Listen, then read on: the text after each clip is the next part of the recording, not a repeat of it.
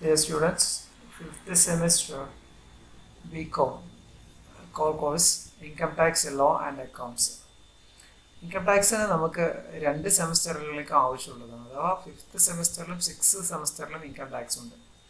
Fifth സെമസ്റ്ററിലെ income ടാക്സിൻ്റെ പേര് income tax law and accounts എന്നും സിക്സ് സെമസ്റ്ററിൽ അതിൻ്റെ പേര് ഇൻകം ടാക്സ് ആൻഡ് GST എന്നുമായിട്ട് മാറും. നമ്മൾ ശ്രദ്ധിക്കേണ്ട കാര്യം, ഇൻകം ടാക്സിൻ്റെ ബേസ് പഠിക്കുന്നത് നമ്മൾ ഫിഫ്ത്ത് സെമസ്റ്ററിലാണ്.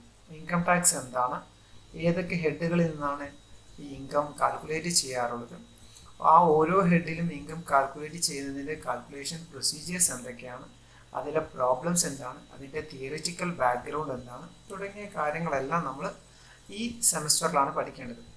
അതുകൊണ്ട് തന്നെ ബേസ് ഇൻകം ടാക്സ് എന്ന പേപ്പർ പൊതുവെ കുറച്ച് ബുദ്ധിമുട്ടുള്ള, നമ്മുടെ BCom പേപ്പറുകളിൽ കുറച്ച് ബുദ്ധിമുട്ടുള്ള പേപ്പറാണ് ഇൻകം ടാക്സ് എന്ന് പറയുന്ന പേപ്പർ. ഈ പേപ്പറിൽ നമ്മൾ അതിൻ്റെ ബേസിൽ നമുക്ക് എന്തെങ്കിലും ഒരു പ്രയാസം സംഭവിച്ചു കഴിഞ്ഞാൽ അത് നമ്മൾ എൻറ്റയർ സെമസ്റ്ററുകൾ അഥവാ ഫിഫ്ത്തിനെയും സിക്സ്ത്തിനെയും ചിലപ്പോൾ ഒരുപോലെ ബാധിക്കാം. ഇതിൻ്റെ കണ്ടിന്യൂഷൻ തന്നെയാണ് സിക്സ്ത്ത് എന്ന് ഞാൻ ഓൾറെഡി പറഞ്ഞു കഴിഞ്ഞു.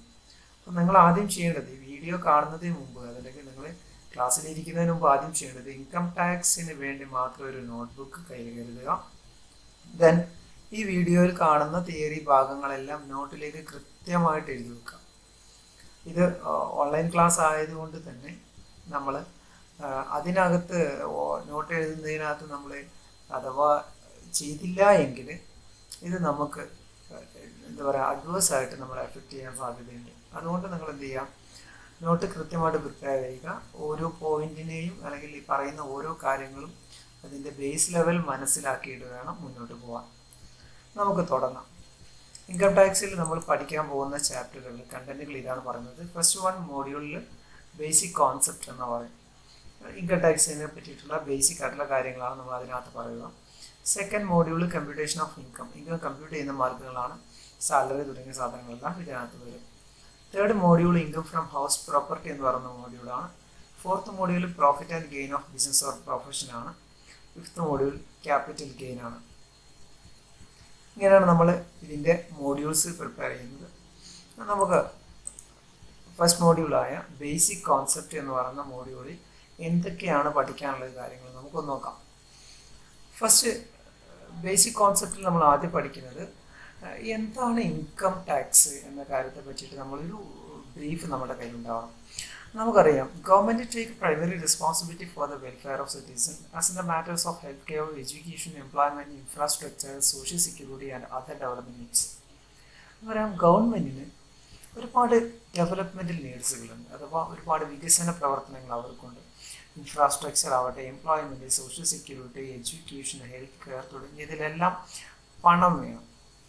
ഈ പണം ഉണ്ടാക്കാൻ അഥവാ ഇത്തരം ഫെസിലിറ്റികൾ നൽകാൻ ഗവൺമെൻറ്റിന് റവന്യൂ അത്യാവശ്യമാണ്.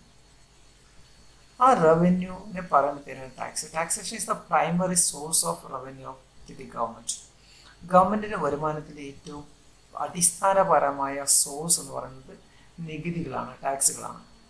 Four incurring such public welfare expenditure, ഈ പബ്ലിക് വെൽഫെയർ എക്സ്പെൻഡിച്ചറുകൾ ഇൻകർ ചെയ്യണമെങ്കിൽ വേണ്ട റവന്യൂ, അതിൻ്റെ ഏറ്റവും പ്രൈമറി ആയിട്ടുള്ള സോഴ്സാണ് ടാക്സുകൾ അല്ലെങ്കിൽ നികുതികൾ എന്ന് പറയുന്നത്. ദെൻ രണ്ട് തരം ടാക്സുകളാണുള്ളത്. ടാക്സിനെ നമുക്ക് രണ്ടായിട്ട് തരംതിരിക്കാം. ഒന്ന് ഡയറക്റ്റ് ടാക്സ് എന്നും മറ്റൊന്ന് ഇൻഡയറക്റ്റ് ടാക്സ് എന്നും. നമ്മൾ പലരും ഈ ഇൻഡയറക്റ്റ് ടാക്സ് അടക്കുന്നവരാണ് നമ്മൾ ബഹുഭൂരിഭാഗം ആളുകൾ, എല്ലാവരും. ആദ്യം നമുക്ക് എന്താണ് ഡയറക്റ്റ് ടാക്സ് എന്ന് നോക്കാം. Direct tax defined as the tax which is directly levied on the citizen of a country. ഒരു കൺട്രിയിലെ സിറ്റിസണിൽ നിന്നും നേരിട്ട് ലെവി ചെയ്യുന്ന ടാക്സിനെ പറയുന്ന പേരാണ് നമ്മൾ ഡയറക്റ്റ് ടാക്സ് എന്ന് പറയുന്നത്. All individual and business concerned have to pay direct tax to the government on regular basis. എല്ലാ ഇൻഡിവിജ്വലും അല്ലെങ്കിൽ ബിസിനസ്സും എന്ത് ചെയ്തിരിക്കണം, ഗവൺമെൻറ്റിന് ഡയറക്റ്റ്ലി ടാക്സ് നൽകിയിരിക്കണം. These direct tax are calculated on every source of income that occurs to the business of individual. ഒരു ഇൻഡിവിജ്വലിൻ്റെ business എന്താണ്, അപ്പോൾ ഒരു ഇൻഡിവിജ്വലിൻ്റെ വ്യത്യസ്ത സോഴ്സിൽ നിന്നും എല്ലാ സോഴ്സിൽ നിന്നും നമുക്ക് എന്ത് ചെയ്യാം, ഡയറക്റ്റ് ടാക്സ് കാൽക്കുലേറ്റ് ചെയ്യാൻ സാധിക്കും. Then indirect taxes, indirect levies are known as indirect tax. Indirect ആയിട്ട് ലെവി ചെയ്യുന്നതിനെയാണ് ഇൻഡയറക്റ്റ് ടാക്സ് എന്ന് പറയുന്നത്. These are the tax payable on activity or A commodity. Tax is calculated at the time of sale, purchase or rental service. ഇതൊരു പ്രോഡക്റ്റിലൂടെ, ഒരു കമ്മോഡിറ്റിയിലൂടെയാണ് ഇത് സർക്കാർ ഏറ്റെടുക്കുന്നത്. അപ്പോൾ ഈ ടാക്സ് ലെവി ചെയ്യുന്നത് കമ്മോഡിറ്റിയിലൂടെ ആയിരിക്കാം. സെയിൽ ചെയ്യുമ്പോഴോ പർച്ചേസ് ചെയ്യുമ്പോഴോ അല്ലെങ്കിൽ ഏതെങ്കിലും സർവീസ് കൊടുക്കുന്ന സമയത്തോ വാങ്ങുന്ന ടാക്സുകളെ പറയുന്ന പേരാണ് ഇൻഡയറക്റ്റ് ടാക്സുകൾ എന്ന് പറയുന്നത്. സെയിൽസ് ടാക്സ്, എക്സൈസ് ഡ്യൂട്ടി, അതേപോലെ തന്നെ GST എല്ലാം ഇതിന് ഉദാഹരണങ്ങളാണ്. അപ്പോൾ നമുക്കറിയാം, നമ്മളൊരു പേന വാങ്ങുന്നു, 10 രൂപ കൊടുത്തൊരു പേന വാങ്ങുന്നതെങ്കിൽ ആ 10 രൂപ പേനക്കകത്ത് ഇൻക്ലൂസീവ് ഓഫ് ഓൾ ടാക്സസ് എന്ന് എഴുതിയിട്ടുണ്ടായിരിക്കും. അല്ലെങ്കിൽ 10 രൂപ കൊടുത്തൊരു നോട്ട്ബുക്ക് വാങ്ങുന്നതെങ്കിൽ ആ നോട്ട്ബുക്കിനകത്ത് ഇൻക്ലൂസീവ് ഓഫ് ഓൾ ടാക്സ് എന്ന് എഴുതിയിട്ടുണ്ടായിരിക്കും. അഥവാ ടാക്സ് ഇൻക്ലൂഡഡ് ആണ് 10 രൂപയിൽ. അഥവാ നമ്മൾ എന്ത് ചെയ്യുന്നു, അതിൽ 10 രൂപയിൽ നമ്മൾ ടാക്സ് കൂടെ അടക്കുന്നു. അത് നമ്മളേക്കുന്ന ടാക്സ് ആയിട്ടല്ല വാങ്ങുന്നത്, പകരം ഇൻഡയറക്റ്റ്ലി ആണ് നമ്മളേക്കുന്നത് വാങ്ങുന്നത്. നമ്മളാരും ഒരു പേന വാങ്ങിയത് അല്ലെങ്കിൽ ഒരു നോട്ട്ബുക്ക് വാങ്ങിയതിന് ശേഷം സർക്കാരിലേക്ക് നോട്ട്ബുക്കിൻ്റെ ടാക്സ് എന്ന് പറഞ്ഞിട്ട് വേറെ അടച്ചിട്ടില്ല. ആ നോട്ട്ബുക്കിൻ്റെ വിലയിൽ എന്തുണ്ട്, ടാക്സ് കൂടെ ഉൾപ്പെടുത്തിയിട്ടുണ്ട്. അതുകൊണ്ടാണ് അതിന് ഇൻഡയറക്റ്റ് ടാക്സുകൾ എന്ന് പറയുന്നത്. ഇനി ഫിനാൻസ് ആക്ട്, നമുക്ക് ഒരുപാട് പരിചയമുള്ള ടേമുകളാണ് ഇതൊക്കെ. ഫിനാൻസ് ആക്ട് നമ്മൾ കേട്ടിട്ടുണ്ട് അല്ലേ. Finance minister of government of India presents the budget to the parliament. Finance minister എന്ത് ചെയ്യും, നമ്മുടെ പാർലമെൻറ്റിൽ ബജറ്റ് അവതരിപ്പിക്കും. Then once finance bill is approved by the parliament and get the assent of the president of India. Parliament finance bill approve ചെയ്ത് കഴിഞ്ഞാൽ പിന്നെ എന്ത് ചെയ്യും, പ്രസിഡന്റിൻ്റെ അസെന്റിന് വേണ്ടി അയക്കും. പ്രസിഡന്റ് അസെന്റ് കിട്ടിക്കഴിഞ്ഞാൽ എന്തായി, ഇറ്റ് ബിക്കം ഫിനാൻസ് ആക്ട്. അതാണ് പിന്നീട് ഫിനാൻസ് ആക്ട് ആയിട്ട് മാറാറുള്ളത്. ഇനി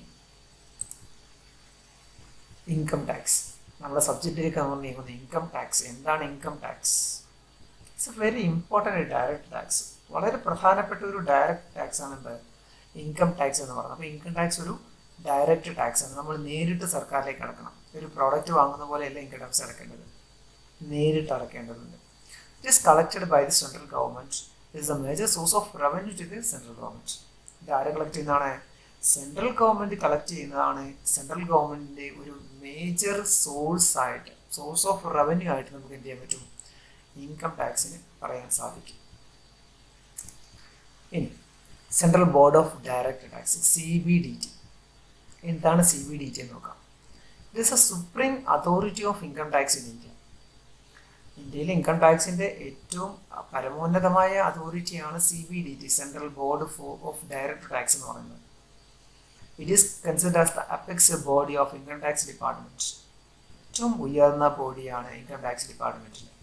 it empowered to frame rules under the control of central government. Central ഗവൺമെൻറ്റിൻ്റെ നിയന്ത്രണത്തോടു കൂടി നിയമങ്ങൾ, ടാക്സുമായി ബന്ധപ്പെട്ട് വരുന്ന റൂൾസ് ഉണ്ടാക്കുക എന്നതാണ് ഇവരുടെ ഏറ്റവും വലിയ ജോലി. The CBDT is empowered to make rules for carrying out the purpose of the act. നമ്മുടെ ഇൻകം ടാക്സ് ആക്ട് ക്യാരി ചെയ്യാൻ ആവശ്യമായിട്ടുള്ള നിയമങ്ങളൊക്കെ നടപ്പാക്കാൻ ഉള്ള empowered അധികാരമുള്ളത് CBDTക്കാണ്. For the proper administration of the Income Tax Act, CBDT frame rules from time to time. നല്ല അഡ്മിനിസ്ട്രേഷന് വേണ്ടിയിട്ട് എന്ത് ചെയ്യും, CBDT ഓരോ സമയങ്ങളിൽ ഇതിനകത്ത് നിയമങ്ങൾ വരുത്തിക്കൊണ്ടേയിരിക്കും. The rules are collectively called as Income Tax Rule 1962. ഈ നിയമങ്ങളെ ടോട്ടലി നമ്മൾ പറയുന്ന പേരാണ് ഇൻകം ടാക്സ് റൂൾ 1962 എന്ന് പറയുന്നത്. 1962 ഇൻകം ടാക്സ് റൂൾ. അപ്പോൾ 1962 ഇൻകം ടാക്സ് റൂൾ ആദ്യമായിട്ട് വരുന്നത്? ഇൻകം ടാക്സ് എന്ന് പറയുന്ന കോൺസെപ്റ്റ് വരുന്ന 1962 ഒരു കൺഫ്യൂഷൻ വരും. അതെങ്ങനെയാണ് നമുക്കൊന്ന് നോക്കാം. ഒരു brief history of income tax in India. ഇന്ത്യയിൽ ഇൻകം ടാക്സിൻ്റെ ഒരു brief history. In India, income tax introduced for the first time in 1860. 1860 income tax എന്ന് പറയുന്ന ടേം ഇന്ത്യയിൽ ഇൻട്രൊഡ്യൂസ് ചെയ്തിട്ടുണ്ട് by sir James Wilson. In order to meet the loss sustained by the government on account of military mutiny of 1857. അതിന് കാരണമുണ്ട്. 1857 military mutiny നമുക്കറിയാം അല്ലേ.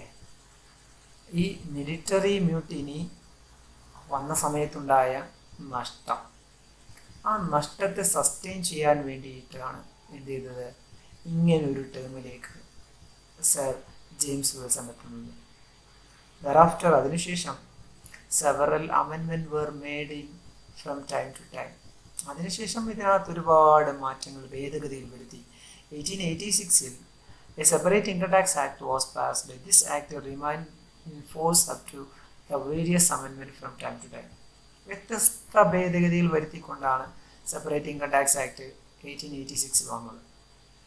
Then 1918 a new income tax act was passed, and again it was replaced by another new act which is passed in 1922. 1918 ഒരു income tax act പാസ്സാവുന്നു. 1922 ആക്ടിനെ ഒന്നുകൂടെ replace ചെയ്തിരുന്നു. This act remain in force up to the assessment year 1961-62 with a numerous അമെൻമെന്റ്. ഒത്തിരി അമെൻമെന്റോട് കൂടിയിട്ട് ഇത് 1961-62 അസസ്മെന്റ് ഇയർ വരെ വരുന്നു. അങ്ങനെയാണ് 62 റൂളിലേക്ക് എത്തുന്നത്. The government of India therefore referred it to the Law Commission 1956 with a view to simplify and prevent the evasion of tax. Tax evasion ഉണ്ട്, ടാക്സ് വെട്ടിപ്പുകളുണ്ട്. അത് തടയുകയും ഒന്നുകൂടെ സിംപ്ലിഫൈ ചെയ്യാൻ വേണ്ടിയിട്ട് ഗവൺമെന്റ് എന്ത് ചെയ്യുന്നു, ഇത് ലോ കമ്മീഷനിലേക്ക് റെഫർ ചെയ്യുന്നു 1956. The law commission submit report in 1958. 1958 law commission ആ റിപ്പോർട്ട് സബ്മിറ്റ് ചെയ്തു. But in the meantime, the government of India had approved a Direct Tax Administration Inquiry Committee to submit its report in 1956. 1956 റിപ്പോർട്ടുമായി ബന്ധപ്പെട്ടിട്ട് എന്ത് ചെയ്യുന്നു, India government ഒരു direct tax administration enquiry committee എന്ത് ചെയ്യുന്നു, direct appoint ചെയ്തു. Then, in consultation with the Ministry of Law, finally the Income Tax Act 1961 passed. Income Tax Act 1961 1961 Income Tax Act ഉള്ളത്, അത് പാസ്സാവുന്നു. Income Tax Act 1961 has been brought up in force in 1st April 1962. 1962 April 1 മുതലാണ് ഇത് എന്ത് ചെയ്യുന്നത്, ഫോഴ്സിൽ വരുന്നത് അല്ലെങ്കിൽ അത് നടപ്പിൽ വരുന്നത്. It applies to the whole of India including Jammu and Kashmir. Jammu Kashmir ഉൾപ്പെടെ ഇന്ത്യയിലെ മുഴുവനായും ഇത് അപ്ലൈക്കബിളായിരുന്നു. ഇതാണ് ഇൻകം ടാക്സ് ഇന്ത്യയിൽ ഉള്ള ഒരു ബ്രീഫ് ഹിസ്റ്ററി നമ്മൾ പറയുന്നത്. ഓക്കെ.